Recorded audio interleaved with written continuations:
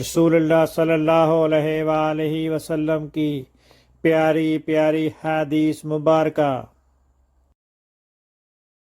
Make sure you like and subscribe to my channel for more hadiths.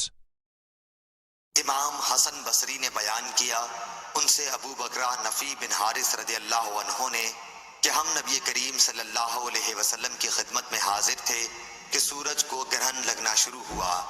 نبی کریم صلی اللہ علیہ وسلم اٹھ کر جلدی میں چادر گھسیٹتے ہوئے مسجد میں گئے، ساتھ ہی ہم بھی گئے۔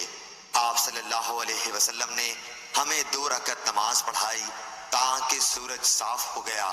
پھر آپ نے فرمایا کہ سورج اور چاند میں گرہن کسی کی موت و ہلاکت سے نہیں لگتا، لیکن جب تم گرہن دیکھو تو اس وقت نماز اور دعا کرتے رہو جب تک گرہن کھل نہ جائے۔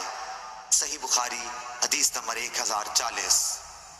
اللہ تعالیٰ اس کے چہرے کو روشن کرے جو حدیث مبارکہ سن کر آگے پہنچائے۔